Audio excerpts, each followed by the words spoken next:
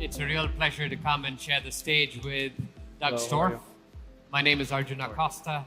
I'm the managing partner of a venture fund called Flourish Ventures. We invest across the globe in specifically fintech with the idea of trying to build a more fair financial system that serves the needs of every household and every small business across the globe. It's an honor for me to share the stage with Doug Storf. Little secret, we've actually invested in Doug. We've known each other for many years. Out of the thousands of companies I've seen across the globe, this one stood out, and we're going to find out why. I'm not going to spend a lot of time telling you about the amazing things that Doug has done and his resume. You can find him on LinkedIn. Our time is short, so we're going to jump right in. Doug, when we think about financial inclusion in Brazil, the first thing people might think about is, oh, these neobanks, or people have created digital wallets. In building Swap, you took a very different approach. You built this BaaS, banking as a service, the infrastructure for the system. Tell me more about that choice and what it actually means. Right. So from the beginning, we were trying to create a service for drivers when I was back in 99. And it was very hard to pull that out, right? We learned firsthand how hard it is to find good infrastructure, good providers that would give us access to that.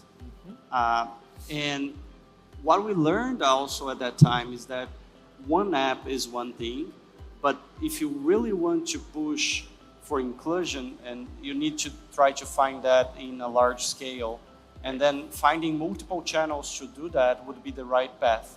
So building one app was one thing, but then we thought about how can we enable this, and what we learned while we were trying to build 99 Pay, and what we learned on how to scale this type of services, how can we bring this at large scale, right? Not only that, we were facing a lot of challenges in building this, and we thought, well, if we are in a very privileged position as a very big tech company trying to build that, and we still are facing all those challenges, how will a newcomer, a company that just got an idea of how to serve a specific niche, take that out of the paper, right? They needed good providers to do that. And that's how we started Swap. So you felt the pain firsthand when trying to build something at 99. Most of us think of 99 as a ride-hailing company. How does that connect to financial services and financial inclusion? Yeah, so it's not a new idea that a marketplace will have its path into payments, right? Mm-hmm. One side is to connect buyers and sellers, and the other activity that you do as a marketplace is to intermediate the transactions. So when we were there, we thought about how can we leverage the business through financial services. And there are three main pillars that you can think about when you look at from this angle, right? One is the access.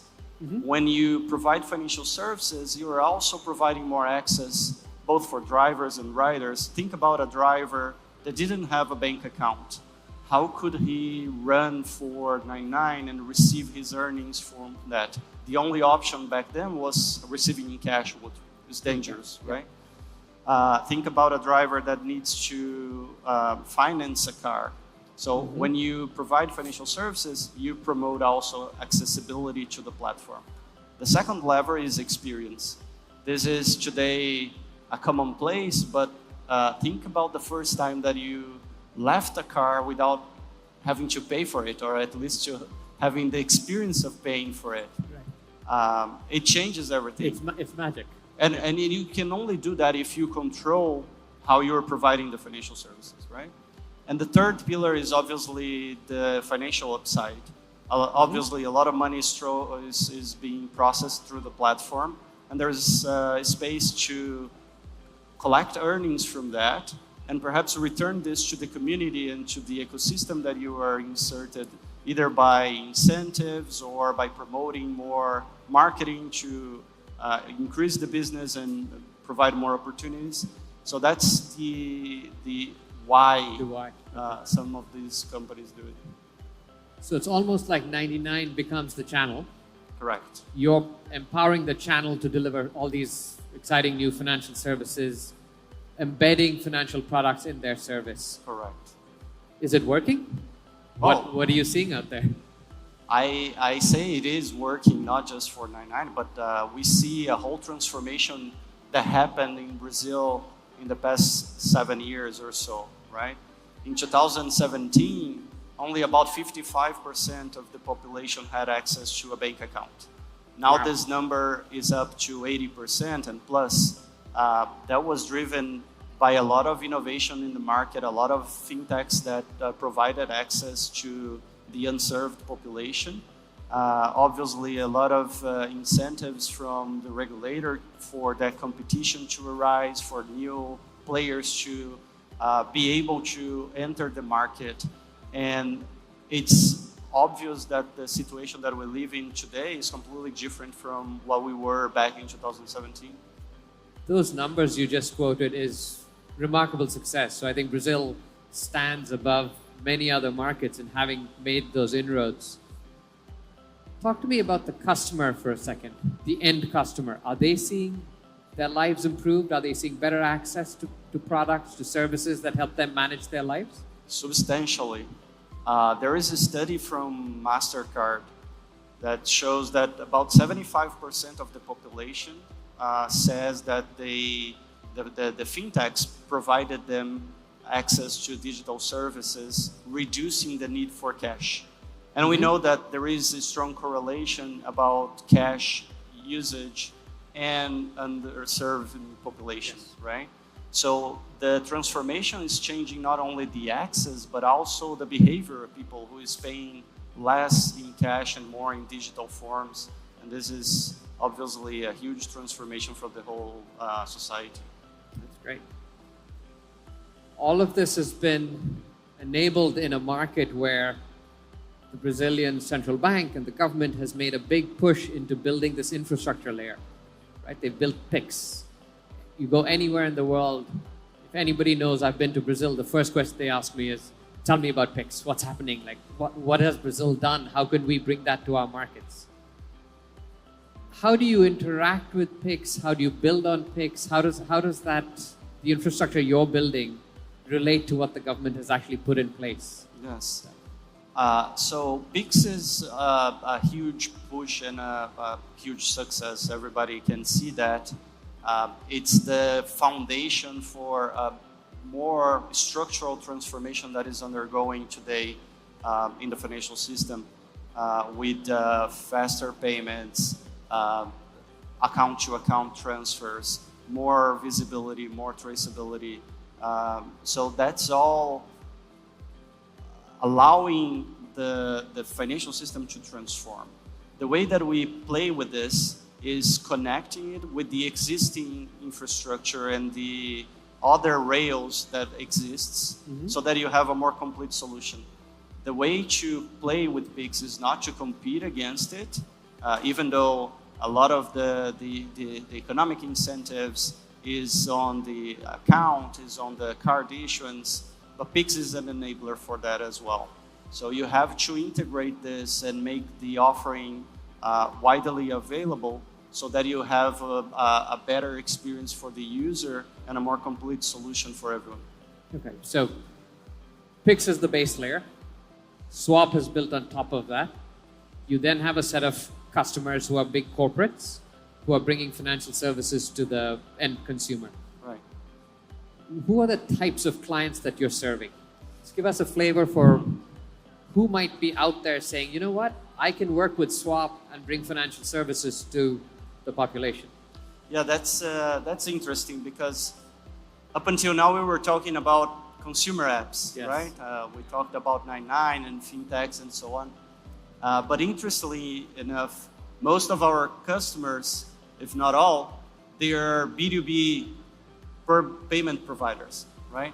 So we are now enabling a new kind of companies to enter the financial service and start providing those services to their end customers, which in our case are companies themselves. So it's a B2B2B model, Okay. and that's scalable as well.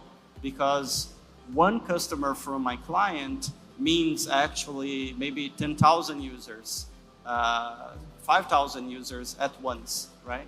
So those are the kind of clients that we are having, and I can specifically say about, for example, employee benefit providers, right? That created a whole new market in Brazil by thinking differently on how to provide the service instead of giving them closed loop solutions, which means you own the card and you own the network that receives that transaction. Now they all run on open loop solution, meaning they leverage the existing card network schemes to provide that.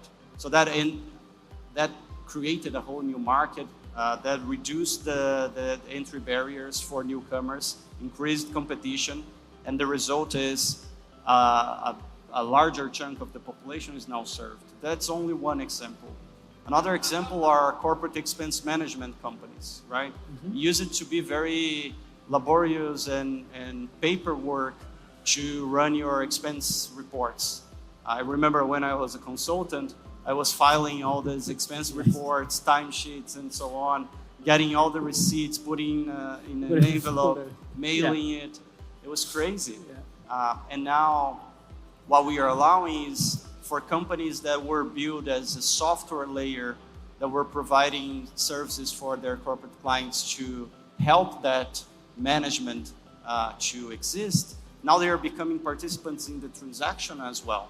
So that's speeding up the process, that is taking out the risk of the employees using the money to run the expenses, and it's all integrated in a system that can be leveraged by the company to streamline the process. Another example are ERPs, which is very much like the corporate expense management, right? But ERP. Just in a larger scale, not just for out-of-pocket expenses, but think about managing all the expenses of the company in a way that is integrated. The information layer and the actual transaction payment, they are all connected. So those platforms, they are bringing it to a new frontier, the financial services. And when you think about Brazil, where probably 99% of the companies are SMBs, so this is the foundation. Most of the people in Brazil either run a business or work for a small business, right? So financial inclusion now is coming to a new layer where you don't go after to have an account. The account comes to you where you work, at the platform that you are already using. So it becomes much more ambiguous. So as an end consumer, I don't think about my banking over here, my job over here. It all is just one seamless experience, and it's automatic in the background. Exactly, and for many of the companies, that's always been the reality, right? In Brazil, we always say that it's hard for SMB to separate the personal account from the business account. It's all the same. So the more integrated, the better. So it's not just inclusion, it's financial freedom in some ways, or I'm not sure what the right word is, but as an individual, I now am empowered to use money in a much easier, seamless way that I'm not focused and stressed about. Exactly. It's great. And for the companies that are providing that service, that wasn't thinkable before, right? Yeah. Because for them, think about your early stage startup, or even you are like a large scale ERP, for you to think about providing that financial services, that meant in the past that you would have to build all the connections, you would have to acquire the licenses, build the infrastructure, the ledger, the connections with the card schemes, the connections with the central bank. So that's easily a 2 years roadmap out of there. And it's hard to pull resources from your main business to do that, right? So building infrastructure and providing that services is actually what is enabling a lot of companies to become banks themselves. So I just call, swap, plug in, and I'm good to go. Yeah. You're dealing with money. It's a reason why it's a regulated sector. How does the central bank feel about swap enabling all of these companies to become financial services providers and deal with, cash and livelihoods. Yeah, the Central Bank of Brazil, in my opinion, has always been very proactive, and I think it was very successful in promoting innovation in the financial system. It opened up early. If we think about historically, in 2013, it started opening up the market more heavily in 2016, 17, when they created the SCPs and other lighter licenses, if you will.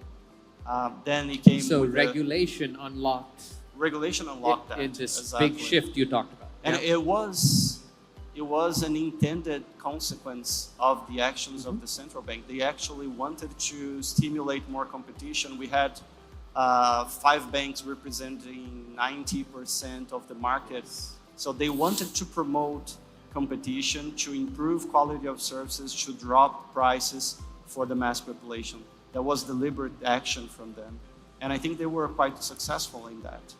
Now, after 2021, that took a very large scale, and the central bank is obviously concerned with now the other side of the other hat that they have, which is promoting the safety of the system.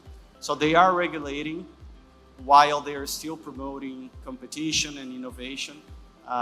They have last year in December, they are starting to regulate the banking as a service as well, to bring more stability, more clarity on how the services are provided. And I think this is beneficial for both ways, right. For us as participants and for the central bank to have a better overview. It's a delicate balance, right? You're promoting innovation, yet you're managing risk. And the central bank here seems to be doing a great job in allowing something like a swap to take off and bring services to a large number of people. They are. Look, why don't we turn around the table just a little bit? Wait, I get to ask the questions. Go ahead. But I think it's very rich to have the opportunity of you being here with a global view, Yes. especially Flourish, that's been very actively promoting financial inclusion in various markets in the world. What is different about Brazil? It's a great question, Doug. And I have the privilege of working across the US, Latin America, Asia, and Africa. So I'm seeing, as an entire global system, we've made huge strides in financial inclusion over the last 10 years. What sets Brazil apart, I would say, is probably 3 things.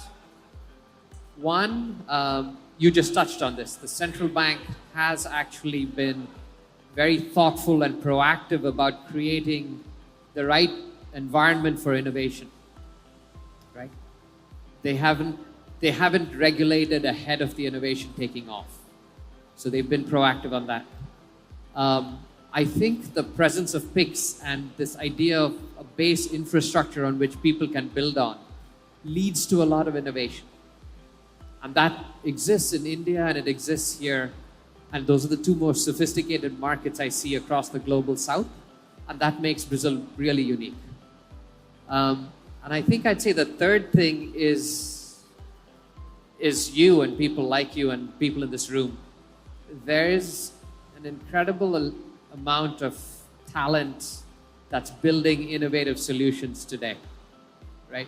And these aren't just first-time founders. You've been through the journey at 99 and DD.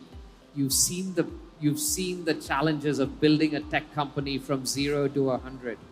You're taking those learnings and you're starting again, right? And I would argue that there are a ton of people in this room with that talent and the experience and this ecosystem, right? There are 20,000 people here wanting to talk tech. That makes it pretty unique. And I think it's a great combination of the 3 that keeps me coming back. Amazing. I think our time's up. There's a big sign that says you're done. So, All right. Okay. Join me in thanking Doug for his insights. Thank you. Thank you.